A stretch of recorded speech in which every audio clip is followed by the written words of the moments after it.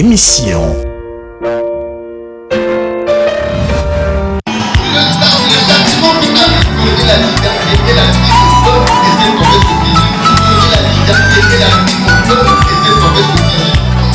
Ma Bible me dit que la parole est une épée.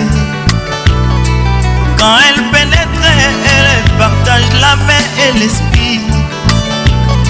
Attriste l'homme et produit la repentance. Et comme une épée, elle fait aussi couler le sang. C'est la vraie circoncision. L'ancienne vie est passée et l'homme devient une nouvelle. Salutations fraternelles à vous qui nous faites confiance en suivant l'émission Que la lumière soit. Dans cette émission, celle d'aujourd'hui, nous allons continuer le thème que nous avons commencé dernièrement, à savoir Jacob dans la maison de Laban.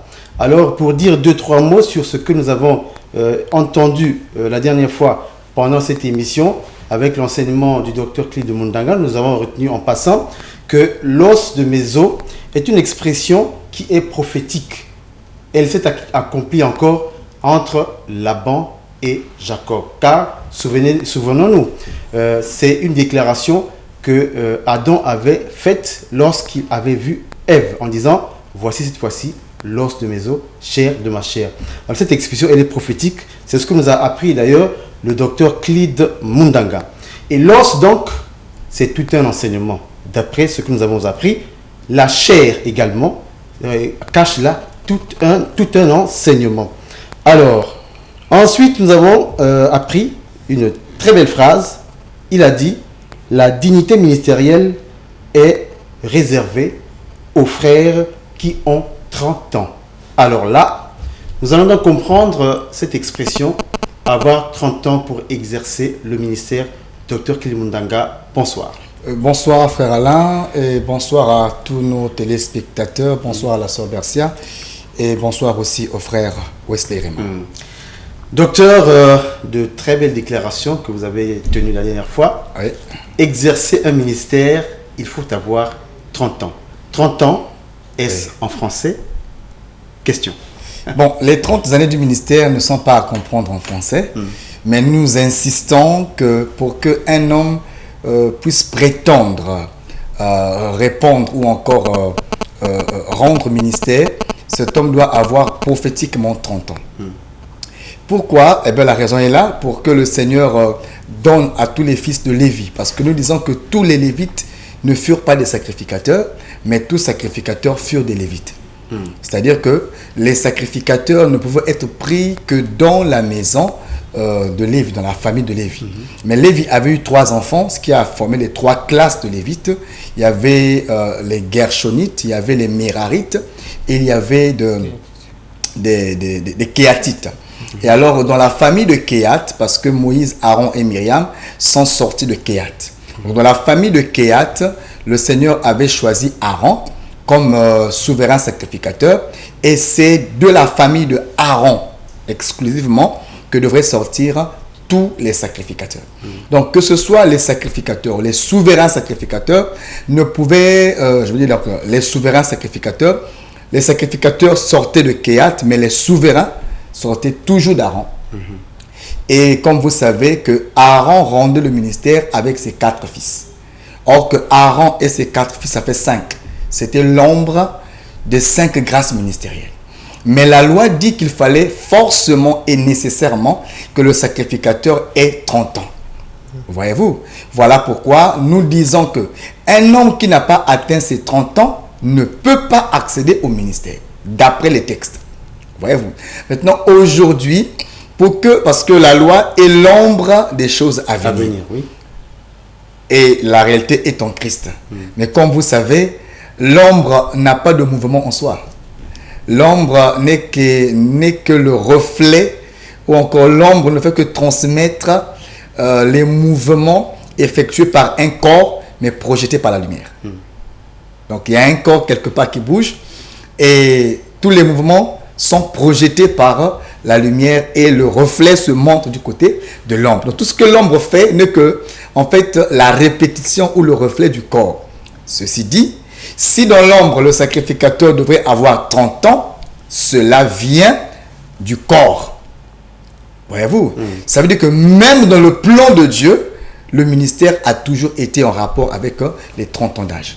Voilà pourquoi Jésus-Christ, qui est l'homme dont la loi et les prophètes ont parlé, l'Écriture mentionne quand il est né, Luc chapitre, nous avons lu ça, Luc chapitre 3, verset 23, les textes nous disent que Jésus-Christ avait environ 30 ans lorsqu'il avait débuté son ministère. Pourquoi? C'était pour confirmer la loi, pour confirmer ce que les Écritures avaient attesté depuis les temps antiques, les temps anciens, disant que pour qu'un homme puisse accéder au ministère, pour qu'un lévite, un fils d'Aaron, puisse entrer dans sa fonction sacerdotale, il devrait nécessairement avoir 30 ans. C'est donc la raison pour laquelle, quand Jacob arrive, Jacob doit passer 1 mois avant que Laban ne lui présente le service. Parce que, attention, quand Jacob est en train d'aller chez Laban, les textes disent qu'il partait vers le pays des fils de l'Orient. Pays des fils de l'Orient. Pays des fils de l'Orient. On va lire ça, Genèse chapitre 29, verset 1er. Genèse 29, à partir du verset 1er, il est écrit ce qui suit. Jacob se mit en marche et s'en alla au pays des fils de l'Orient. Voilà. Donc, nous voyons que ici, le pays ou la contrée où était Jacob est appelé le pays des fils de l'Orient. Or, que vous savez que l'Orient, c'est le soleil levant. Voyez-vous? Et l'Orient, c'est le domaine de la sagesse. Voyez-vous? Voilà pourquoi le Seigneur, quand il a pris son jardin, il avait planté le jardin du côté de l'Orient. Parce que l'Orient, c'est là où le soleil s'élève, c'est là où la lumière paraît pour la première fois. Or que la lumière, c'est ça la connaissance. Amen. Voyez-vous? Donc l'Orient, c'est un pays là où il y a le savoir, il y a la connaissance. Donc Laban, comme un fils de l'Orient, il ne peut pas donner le service ministériel ou encore le service qui donne la femme à l'homme avant les 30 jours. Et on a expliqué que les 30 jours parlaient de 30 ans d'après la marche à Kadesh Barnéa avec Moïse, qui avait dit que vous prendrez 1 jour pour une année. Alors si 1 jour est vu prophétiquement comme une année, nous avons expliqué que 30 jours font 30 ans. C'est un temps prophétique qui doit être atteint avant que Dieu n'accompagne un homme au ministère. Jésus, depuis 12 ans, pouvait exhorter, pouvait épater même les docteurs de la loi. Mais avant 30 ans, il ne pouvait rien faire. Parce que la loi disait que c'était à 30 ans que le sacrificateur devrait commencer le service.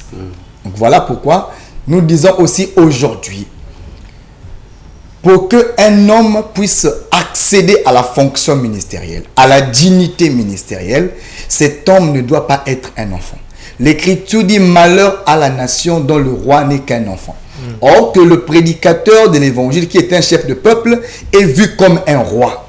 Selon ce qui est écrit, les choses cachées sont à Dieu et les révélées sont au Fils des hommes, mais les rois sondent ce qui est caché.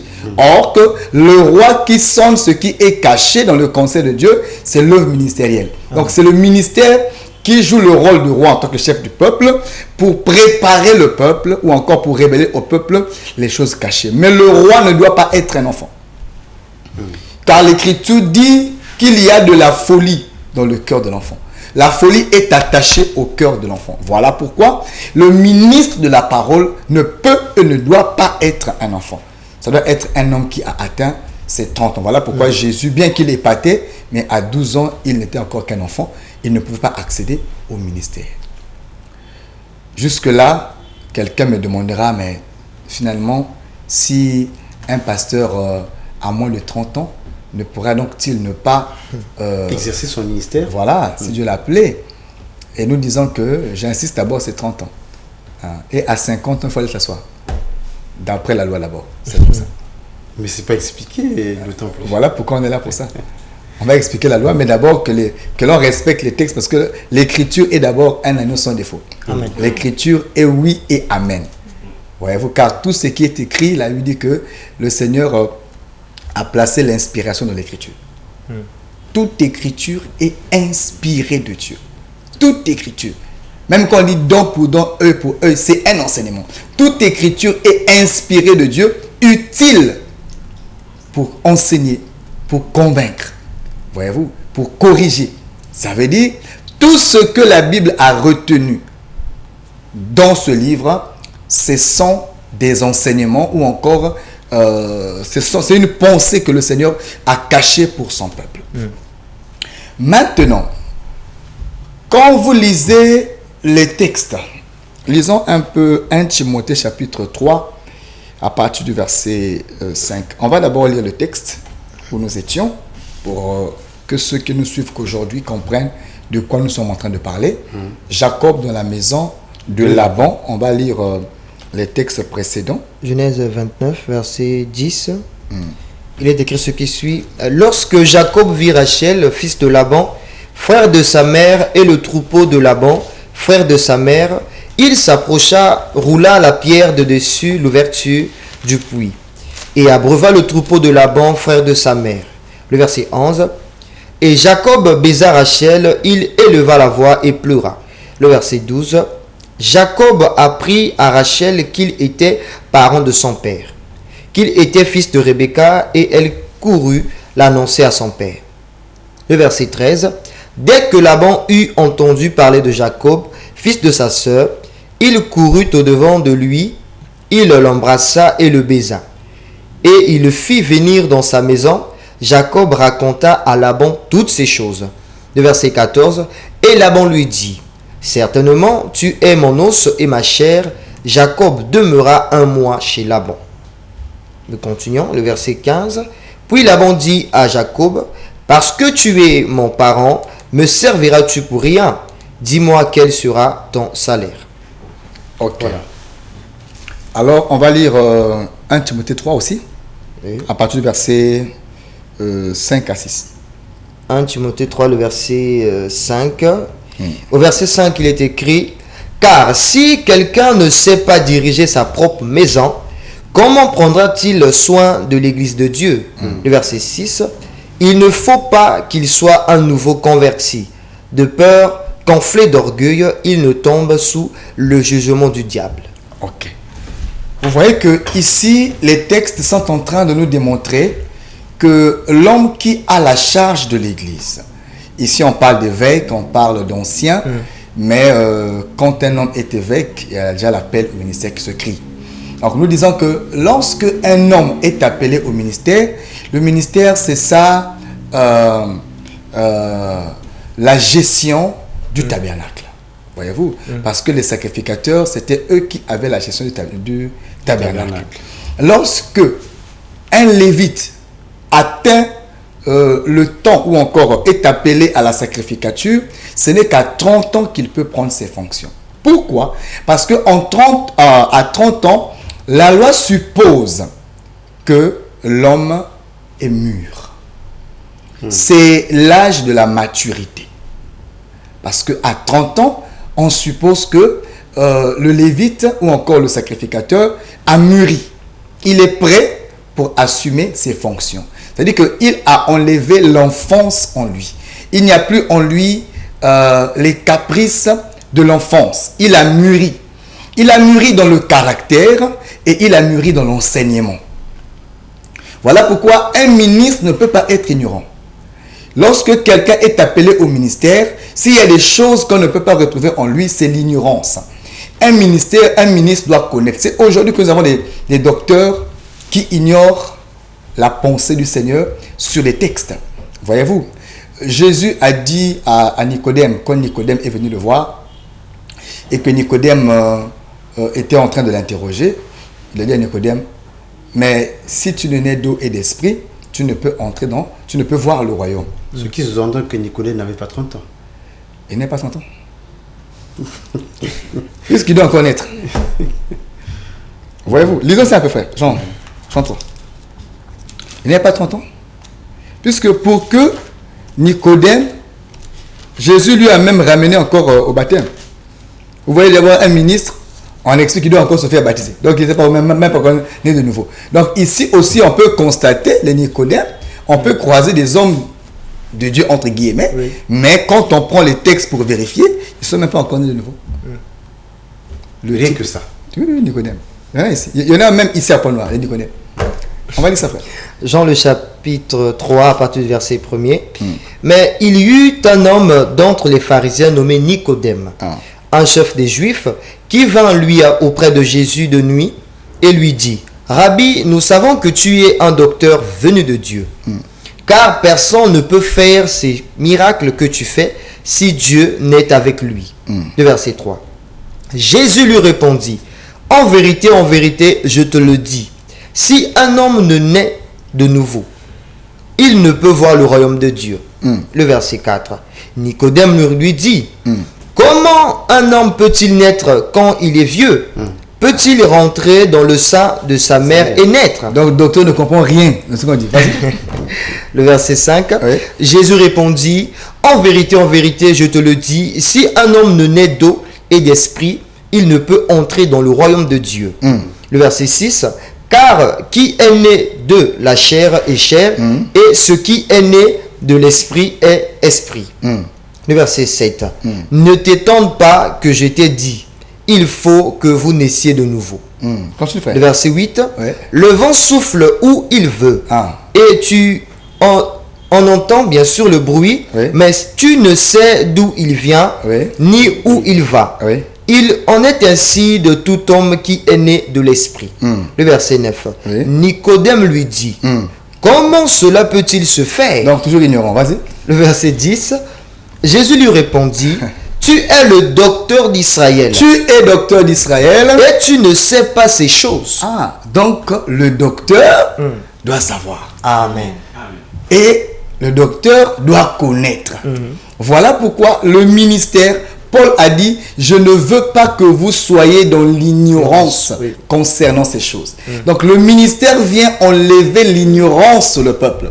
Le ministère vient donner la précision au peuple sur le temps du départ, sur la manière du départ, sur le comment du départ, parce que l'Église est un peuple en pèlerinage sur la terre, mais à un temps fixé, l'Église doit prendre son envol pour le ciel. Amen. Et le ministère est là pour enlever l'ignorance dans le cœur du peuple, car le peuple est en train de périr faute de connaissance. C'est l'ignorance qui fait qu'aujourd'hui, qu'on puisse croiser tout ce que nous croisons aujourd'hui. Toutes les plaintes que nous croisons dans la cité, c'est parce que quelque part, l'ignorance prend le dessus sur le peuple. Mais où est le ministère pour chasser l'ignorance? Pour expliquer les choses difficiles. Mais oui, le ministère, c'est ça que la lumière soit. Car quand vient le ministère qui est la lumière, il faudrait que les ténèbres soient chassées. C'est le chandelier. Quand le chandelier est allumé, mais c'est pour que les ténèbres soient chassées. Amen. Voyez-vous? Donc nous disons ceci. Le ministère, c'est Dieu dans la personne. Amen. Oui. C'est le Seigneur qui s'investit dans un corps et commence à travailler avec ce corps-là. Fait de ce corps un instrument de travail. Et le ministère, ou encore le ministre de la parole, donc, est un homme que Dieu a mis à part pour être l'objet par lequel le Seigneur doit édifier son peuple. Amen. Et préparer le peuple pour le salut et emmener le peuple à la perfection. Amen. Or que la perfection ne vient que par la lumière de la parole. Oui. Voyez-vous? Voilà pourquoi nous disons ici que le ministre de la parole, qu'il soit docteur, qu'il soit prophète, qu'il soit apôtre, qu'il soit consort, si et seulement si Dieu appelle un homme au ministère, cet homme devient un don pour l'Église. Parce que le ministère est avant tout un don. Et quand le Seigneur fait don du ministère à un homme, cet homme devient un don pour l'Église. Un don pourquoi? Un don pour éclairer l'Église. Et lui-même, le ministre, devient un chandelier parmi le peuple. C'est-à-dire celui qui porte la lumière au peuple. Donc, il ne peut pas être ignorant sur les sujets dans lesquels le peuple a besoin de la connaissance. Voyez-vous? Et le ministre a non seulement le droit d'enseigner le peuple, de chasser l'ignorance dans le cœur et l'esprit du peuple, mais le ministre a aussi le devoir de diriger le peuple, de conduire le peuple. Voilà pourquoi, s'il n'a pas 30 ans, on remarquera des comportements d'enfants dans le ministre. Et cela est grave. Voilà pourquoi Paul dit à Timothée que lorsque tu établis les anciens, ils doivent être pas de nouveaux convertis. Voyez-vous? Parce que si un homme est nouveau converti, ça veut dire qu'il vient de naître, il n'est encore qu'un enfant. Voyez-vous? Un enfant ne peut pas accéder à la charge ministérielle. La vocation peut être là, l'appel peut être là, mais encadrer l'enfant, qui devienne d'abord fils, qui devienne mûr, pour qu'il soit capable de gérer son héritage. N'est-ce pas? Il est écrit que aussi longtemps que l'héritier n'est qu'un enfant, il ne peut pas entrer en possession de son héritage. Oui. Mais c'est quoi? C'est le ministère aussi. Voyez-vous? Il faudrait que celui qui est appelé au ministère, celui qui est appelé à l'héritage ministériel, mûrisse d'abord. Voyez-vous? Ce n'est que lorsque le ministre a mûri qu'il peut alors conduire les autres. Si le ministre n'a pas encore mûri, on va constater scandale sur scandale. Et si, docteur, le ministre s'improvise appelé, quelles en seraient les conséquences? Bon, les conséquences, c'est que le peuple qu'il conduit se perdra, déjà. Déjà, il se perdra. Et puis, lui-même, le ministre... est déjà perdu. Est déjà perdu. Il aura un châtiment très, très fort. Très, très fort. Mais toutefois, nous voulons dire que comment reconnaître qu'un ministre s'est improvisé? Lorsque un ministre s'improvise, il n'a pas la note de mission. Il n'a pas la note de service. Il est là. Non, Dieu m'a appelé pour la délivrance. Il n'a aucune note de service. Ministère de la délivrance. Il n'a aucune note de service. Nous croyons au miracle. Nous croyons à la délivrance. Mais nous disons que le miracle et la délivrance accompagnent la parole. Amen. Amen. Voici les signes qui accompagneront. Lorsqu'on aura d'abord prêché la parole. Prêcher la parole. Et les miracles sont les conséquences qui suivent la parole. Voyez-vous? Mais que quelqu'un dise avoir été appelé pour le ministère de la délivrance, c'est la preuve qu'il n'a pas la feuille de route. Peut-être que l'appel est là, mais il n'a pas encore mûri. Donc on a précipité la personne au ministère. Mais lorsque la personne a mûri, il sait faire le distinguo entre les miracles et la parole. Parce que ce qui est plus important, c'est que le peuple se prépare pour le salut. Amen. Voyez-vous? Le miracle, c'est une conséquence. Tu n'as pas besoin d'être pasteur ou prophète pour effectuer un miracle. Philippe était encore diacre quand il va évangéliser la Samarie. Et là-bas, il y a eu des miracles. Un diacre. Voyez-vous? Il n'était pas encore établi évangéliste. Il était encore diacre. Mais dans son état de diacre, il a fait des miracles.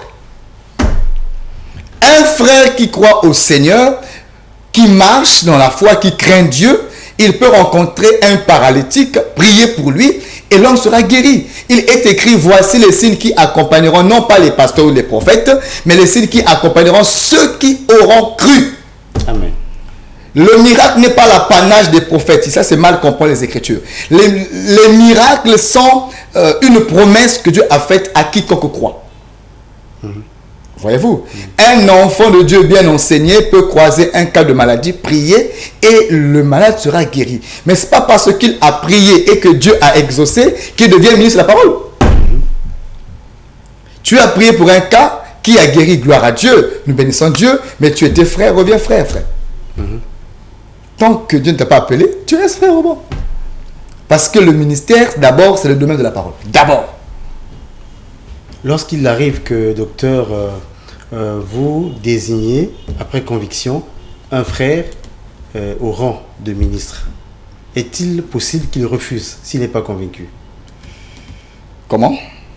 Vous pensez que l'esprit vous convainc de voir en un frère un ministère qui crie.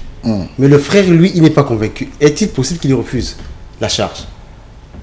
Bon, il va refuser en tant qu'homme. Parce que dans le ministère, comme on dit, hein, un ministre est un homme de Dieu. Il y a le côté homme d'abord qui agit. Et dans la peur, l'homme peut, surtout s'il connaît ce que c'est le ministère. Amen. Il peut avoir, parce que le ministère, c'est un fardeau. Hein, c'est une charge qu'il faut porter, c'est une grande responsabilité. Alors là, on peut se dire que j'ai beaucoup à faire, je suis encore peut-être jeune, j'ai des choses à faire, je ne voudrais pas aller porter trop de charges dans le ministère, je ne me vois pas prêt pour le ministère. C'est possible. C'est lui, l'homme, qui se dit qu'il n'est pas prêt. Mais Dieu qui l'a appelé le trouve prêt. Et à ce moment-là, le Seigneur l'imposera la charge. Moïse a essayé d'éviter ça, mais ça l'a rattrapé. Quand Dieu t'a appelé, il s'arrange à te rattraper. Maintenant, j'aimerais dire ce soir pour que quelqu'un retienne quelque chose. Si il n'y a pas 30 ans, et si le ministère ou le ministre n'a pas 30 ans, le ministre ne peut pas conduire le peuple à bon port. Lorsque vous lirez le livre de Galates, Paul au Galates chapitre 3 verset 17, Paul est en train d'expliquer que c'était après 430 ans que le Seigneur suscita Moïse pour que Moïse vienne délivrer le peuple d'Israël. C'était à 430 ans que Moïse a été suscité pour que le peuple parte. Mais comme vous savez, pourquoi 430 ans? Alors que les prophéties avaient dit après 400 ans. Donc après 4 générations, c'est-à-dire 400 années, il fallait que le peuple quitte la servitude. Mais nous constatons que la prophétie s'accomplit à la 430e année. Pourquoi 430 ans? Parce que lorsque nous faisons le rapport, on remarque que 30 ans s'étaient ajoutés sur la prophétie. Dieu aurait-il menti? Le décalage de 30 ans serait-ce une improvisation? Nous disons non, car toute écriture est inspirée de Dieu. Donc même les 430 ans est une inspiration. Pourquoi 430 ans? C'est parce que les 400 ayant été accomplis, oui, mais le peuple ne peut pas sortir de la servitude s'il n'y a pas l'âge ministériel. Ça voulait dire que c'est le ministère qui conduira le peuple au salut. C'est le ministère qui doit délivrer le peuple. Voilà pourquoi Paul a dit « Je suis jaloux de vous car je vous ai fiancé ». C'est le ministère qui va fiancer la femme auprès de l'époux. Par l'enseignement. Voyez-vous? Donc, tant que l'Église n'a pas reçu le don d'avoir un ministre ou un ministère authentique, ce peuple qui se rassemble ne pourra pas quitter l'Égypte. C'est un peuple perdu. Moïse lui-même, pour délivrer, doit respecter les 430 ans. Les 30 ans là, c'est pour le respect de l'âge ministériel. Ça voulait dire que c'est le ministère seul qui pourra prendre le peuple d'un point vers un autre. Or, l'Égypte, c'est ce monde. Voyez-vous? Donc, il n'y a que le ministère qui a été suscité et établi par Dieu pour prendre le peuple de l'Égypte pour Canaan. Ceci dit, il est très important que celui qui conduit le peuple veille sur lui-même, se mire et soit sûr qu'il a atteint les 30 ans, c'est-à-dire la maturité. Dans l'enseignement, lorsque tu titubes encore, tu tâtonnes malgré que tu conduis le peuple dans l'enseignement, il est important pour toi, frère, de te rapprocher des frères qui sont aussi appelés comme toi, mais qui sont un peu plus mûrs pour qu'eux puissent t'encadrer. Ce n'est pas exclu. Lorsqu'il y a l'appel, de l'appel, il faut un temps de formation et de la formation, l'exercice. Même l'apôtre Paul a dit, lorsque vous les avez sélectionnés, éprouvez-les d'abord et ensuite que chacun entre dans son ministère. Donc avant même qu'on libère le ministre, il y a un temps où on doit l'éprouver, c'est-à-dire se rassurer qu'il a atteint 30 ans, il a la maturité, il est capable de gérer les affaires des hommes et les affaires de Dieu. Sinon, on va constater des cas où une brebis est venue se confier à un pasteur et demain, ce qu'il a dit au pasteur se retourne à la cité. Pourquoi? Parce qu'il n'a pas 30 ans. Lorsqu'on a mûri, on sait garder le secret. Le ministère, c'est un dépôt du secret. Lorsque tu déposes, ça ne sort pas. C'est une banque qu'on ne peut pas ouvrir n'importe comment. D'où donc l'idée, finalement, de mettre quelqu'un au séminaire, docteur, pour être formé. Au séminaire, comment ça? Mais il y a des séminaires qui sont là, établis pour former les hommes de Dieu. Bon, nous disons déjà que c'est triste, aucune école de théologie ne peut former un ministre de la parole. Amen. Comment se forme donc un ministre de la parole? Le ministre de la parole se forme au pied du prophète. C'est ça. On apprend Dieu au pied du prophète. Amen. Voyez-vous? On n'apprend pas Dieu, non. On apprend Dieu au pied. Si tu demandes ça à Pierre, il était même illettré. Il ne savait même pas écrire. Pour recopier, non, le cours de quoi là, l'exégèse ou quoi. Il ne connaissait pas écrire. C'était un homme sans instruction. Mais comme il était au pied du prophète, le ministère a coulé en lui. Voyez-vous? Le ministère, c'est quoi? Le ministère, c'est quand tu as servi Élie et que tu as traversé les 3 villes avec Élie. Tu as traversé Gilgal, tu as traversé Bethel et tu as traversé Jéricho avec lui. Maintenant, il t'emmène au-delà du Jourdain. Parce qu'avant le Jourdain, il y a aussi les fils de prophètes. Maintenant, au-delà du Jourdain, c'est là où Élie, lorsqu'il monte, il prend son manteau, il le jette et Élisée récupère le manteau pour le mettre. C'est le ministère. C'est un manteau qui va du père au fils. Donc le ministère, on l'apprend au pied d'un prophète. C'est-à-dire qu'il y a un homme qui a été appelé et c'est cet homme qui enseigne les enfants de Dieu dans l'église et le ministère qui est en lui. Quiconque a été appelé, Dieu fera ce qu'il a fait avec Moïse. Il a pris l'esprit sur Moïse, il a répandu sur les anciens. Voyez-vous? Mais aller dans une école de théologie, c'est même la preuve que Dieu n'a pas appelé. Ce sont les hommes qui fabriquent. Et tu seras un Nicodème. Parce que les théologiens sont des Nicodèmes. Alors que quand Dieu appelle, ce n'est pas la chair et le sang. Voyez-vous? La théologie, bon, on va chuter par là. La théologie, c'est une discipline qu'on apprend à l'école. Hein. C'est comme l'histoire géo, c'est une discipline. Hein? Ceux qui ont fait A le savent, c'est une discipline. C'est une sous-branche de la philosophie. Ce n'est qu'une discipline qu'on apprend à l'école. C'est comme la pédagogie. Donc, ce n'est pas parce que quelqu'un aurait eu son DEUG en philo ou encore en théo qu'il devient pasteur. Non. Le pasteur, c'est Dieu qui t'appelle. Ce n'est pas le professeur qui te fait, je ne sais pas, un certificat, non. Un diplôme. Tu peux aussi avoir ces diplômes-là, mais Dieu, quand il te voit, il n'y a pas l'appel en toi. Nicodème. Donc ici, il y a beaucoup de Nicodèmes qui sont allés dans les centres de théologie, aller apprendre Dieu, croyant que Dieu s'apprend à l'école, alors que Dieu se révèle. Il ne s'apprend pas à l'école. Amen. Dieu se révèle. Dieu se révèle. Merci, Dr Clyde Mundanga. Nous allons passer rapidement au programme du culte sœur Bercia. Merci beaucoup, frère Alain. Le programme du culte, nous tenons à rappeler au peuple de Dieu que c'est chaque mercredi et vendredi de 17h à 20h, nous avons nos cultes d'enseignement. Et il est aussi probable que les frères puissent poser des questions s'ils ne comprennent pas, s'il y a des zones d'ombre dans la parole de Dieu. Et le dimanche, nous nous retrouvons à 9h, à partir de 9h, tel que demain, nous avons notre culte d'action de grâce et d'adoration. En tout cas, nous invitons les amoureux de la parole. Nous avons aussi un programme que nous avions commencé depuis le lundi, de 12 jours de prière. Et demain, nous allons toujours poursuivre le même programme de 9h à 12h. Et l'église est située à la base Socoprise. Et pour des personnes quittant le grand marché pour l'aéroport, sont censés descendre à la station Puma et ensuite emprunter l'avenue de Socoprise. Juste avant le pont, il y a la première ruelle. La deuxième parcelle à gauche, c'est là où est située l'église du Rassemblement des Saints.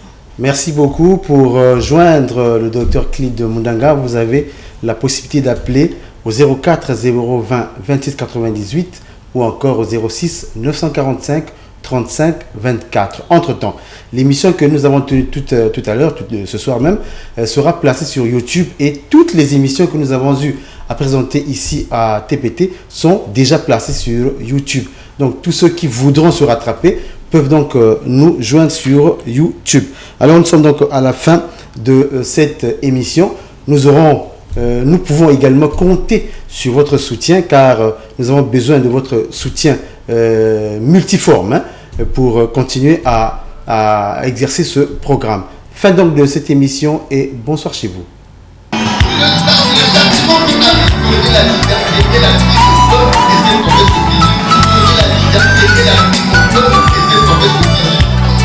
Ma Bible me dit que la parole est une épée. Quand elle pénètre, elle partage l'âme et l'esprit. Fils de l'homme et produit la repentance. Et comme une épée, elle fait aussi couler le sang. C'est la vraie circoncision. L'ancienne vie est passée et l'homme devient